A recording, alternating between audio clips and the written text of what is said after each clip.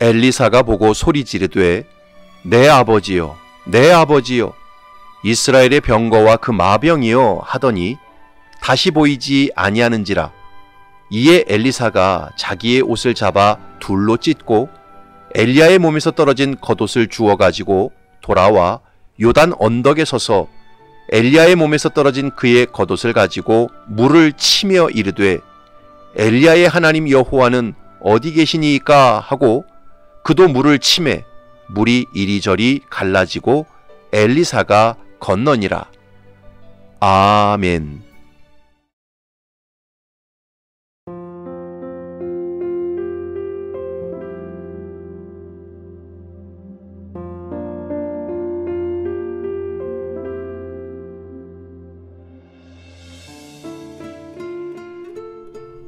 (1945년) 중반 태평양 전쟁을 일으킨 일본은 미국이 떨군 원자탄 2발을 맞고 항복하게 되었습니다. 당시 만주와 중국 전역에는 20만 명이 넘는 일본인들이 흩어져 살고 있었습니다. 그 일본인들은 자신들이 중국인들에게 저지른 만행 때문에 보복당할지도 모른다는 두려움에 떨어야만 했습니다. 그러나 뜻밖의 일이 벌어졌습니다. 당시 중국의 주석이었던 장개석은 모든 일본인들이 안전하게 고국으로 돌아갈 수 있도록 조치하라는 명령을 내렸습니다. 그러면서 이렇게 말했습니다. 일본인들이 우리 중국인들에게 저지른 만행을 생각하면 치가 떨린다. 그러나 지금도 일본의 죄를 사죄하며 우리 중국을 위해 기도하고 있는 일본인 가가와 도요이코 목사를 생각하면 일본인에게 차마 보복할 수가 없다. 제2차 세계대전이 터졌을 때 가가와 도요이코 목사는 일본의 전쟁 범죄를 규탄하다가 헌병대에 감금까지 당했습니다. 그리고 하나님 앞에서 일본이 저지른 죄를 용서해달라고 밤낮으로 기도했습니다. 여러분, 일본인들이 제2차 세계대전에서 패전한 후 중국에서 무사히 귀환할 수 있었던 이유는 나라에 돈이 많아서도 아니었고 최신 무기가 많아서도 아니었습니다. 바로 가가와 도요이코라는 신실한 하나님의 사람 한 사람이 있었기 때문이었습니다. 사도행전에 보면 바울이 죄수 신분이 되어 로마로 압송되는 내용이 나옵니다. 그런데 배를 타고 로마로 가던 도중에 유라굴로라는 광풍을 만나게 되었습니다. 그 광풍으로 인해 배는 큰 타격을 입었고 배에 탄 사람들은 2주가 넘도록 죽을 고생을 하게 되었습니다. 그렇게 힘겨운 나날을 보내던 어느 날 하나님께서 바울을 통해 이렇게 말씀하셨습니다. 여러 사람이 오래 먹지 못하였음에 바울이 가운데 서서 말하되 여러분이여 내 말을 듣고 글에 대해서 떠나지 아니하여 이 타격과 손상을 면하였더라면 좋을 뻔하였느니라. 내가 너희를 권하노니 이제는 안심하라. 너희 중 아무도 생명에는 아무런 손상이 없겠고 오직 배뿐이리라. 내가 속한 바 곧 내가 섬기는 하나님의 사자가 어젯밤에 내 곁에 서서 말하되 바울아 두려워하지 말라. 네가 가이사 앞에 서야 하겠고 또 하나님께서 너와 함께 항해하는 자를 다 네게 주셨다 하였으니 그러므로 여러분이여 안심하라. 나는 내게 말씀하신 그대로 되리라고 하나님을 믿노라.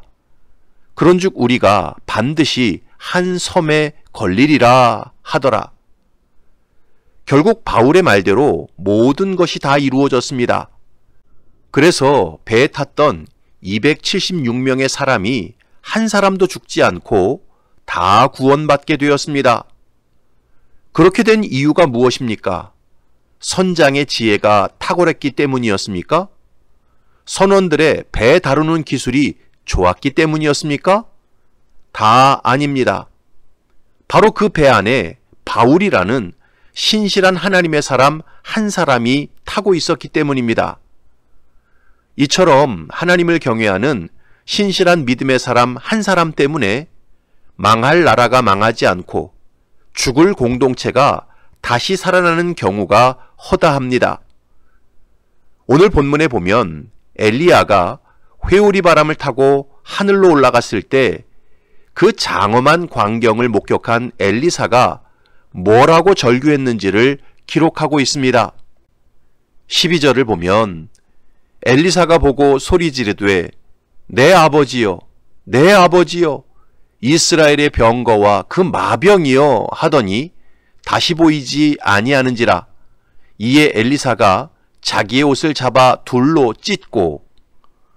엘리사는 하늘로 승천하는 엘리야를 바라보며 먼저 내 아버지여 내 아버지여 라고 외쳤습니다. 이것은 엘리사가 엘리야를 친아버지처럼 사랑하고 따르고 섬겼다는 것을 뜻합니다. 그 다음 엘리사는 엘리야를 향해 이스라엘의 병거와 그 마병이여 라고 외쳤습니다. 여러분, 오늘날 21세기에 가장 강력한 무기가 무엇입니까? 아마 대부분의 사람들이 핵폭탄이라고 대답할 것입니다. 그렇다면 엘리사 시대에 가장 강력한 무기는 무엇이었을까요? 바로 병거와 마병이었습니다. 그런데 엘리사는 하늘로 승천한 엘리야를 향해 이스라엘의 병거와 그 마병이라고 외쳤습니다. 이게 무슨 뜻일까요? 그것은 지금까지 이스라엘을 지키고 보호하고 살려낸 존재가 바로 엘리야였다는 뜻이었습니다. 여러분, 엘리야 시대는 아합이 통치하던 시대였습니다. 이 아합은 성경적인 관점으로 보면 매우 악하고 죄를 많이 지은 왕이었습니다. 음녀 이세벨을 아내로 맞아 바알 숭배를 이스라엘의 국교로 만들고 나봇처럼 무죄한 사람의 피를 흘려 재산을 강탈한 못된 왕이었습니다. 하나님께 심판받아 마땅한 왕이었지요. 하지만 세속 역사의 관점으로 보면 아합이 통치하던 때는 이스라엘이 경제적으로나 군사적으로 매우 부강하고 융성했습니다. 나라가 발전했습니다. 그래서 아합 때문에 나라가 지켜지고 발전한 것처럼 보였습니다. 하지만 하나님의 사람 엘리사는 전혀 그렇게 보지 않았습니다. 북이스라엘이 그나마 우상 숭배로 하나님께 심판당하지 않고 멸망당하지 않았던 이유는 하나님의 종 엘리야가 갈멜산에서 바알과 아세라 선지자 850명을 처단했기 때문이었습니다. 북이스라엘이 그나마 열강의 틈바구니에서 살아남을 수 있었던 이유는 하나님의 사람 엘리야가 북이스라엘을 위해 늘 중보하며 기도했기 때문이었습니다. 엘리사가 볼 때 북이스라엘의 병거와 마병은 아합도 아니었고 군사력도 아니었고 경제력도 아니었습니다. 엘리사가 볼 때 이스라엘의 가장 강력한 무기는 바로 엘리야였습니다. 엘리야 한 사람 때문에 지금까지 북이스라엘이 지켜지고 보호받았던 것이었습니다. 그래서 하늘로 승천하는 엘리야를 향해 이스라엘의 병거와 그 마병이요 라고 외쳤던 것입니다. 그런데 여러분, 예수님을 믿는 저와 여러분이 바로 가정과 교회와 이 나라의 병거와 마병이라는 사실을 아십니까? 예수님께서 마태복음 5장에서 말씀하셨습니다. 너희는 세상의 소금이니 소금이 만일 그 맛을 잃으면 무엇으로 짜게 하리요? 후에는 아무 쓸데없어 다만 밖에 버려져 사람에게 밟힐 뿐이니라. 너희는 세상의 빛이라. 산 위에 있는 동네가 숨겨지지 못할 것이요.